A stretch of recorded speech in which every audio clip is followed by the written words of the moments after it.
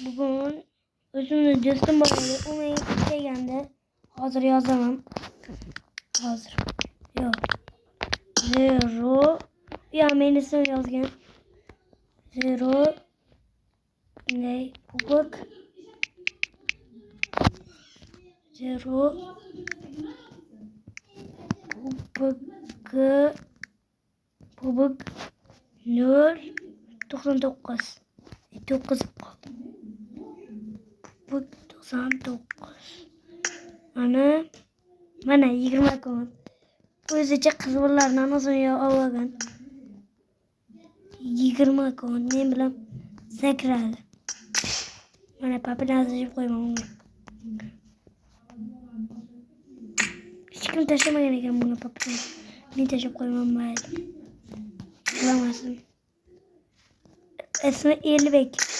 Elbek degan bola. Sinfimizdan.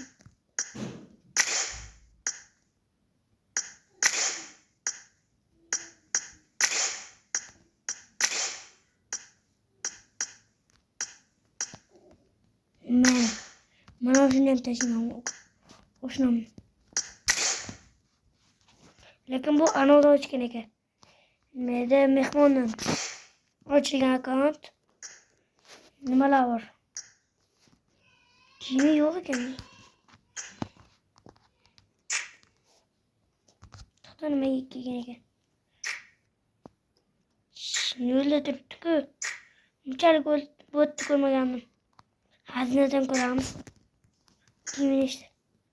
Buncha kam. Ko'rasizlarmi bola? Kamgina turibdi. Kuchaydi menga o'tganlar yutaman deb. Hammadan kuchli o'zi menman debdi.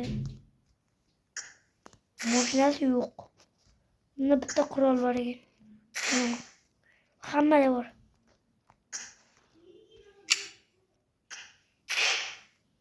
Necha oy bo'pti. Ko'ramiz. Esnecha 48.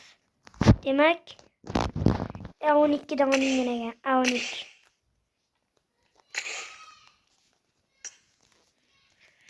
Bo'ldi, kimga zonasi kerak bo'lsa, u mana sizlar uchun populyatsiya populyatsiyasi open case. Tushmadi. Video yetmas ekan.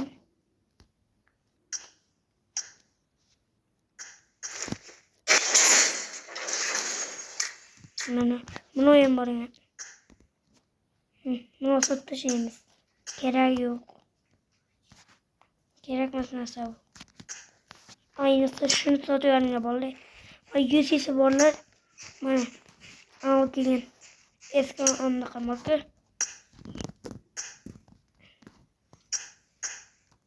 Anqos oshlaring mumkin. Yumpi ham kelgan. Juda oldi yumpi.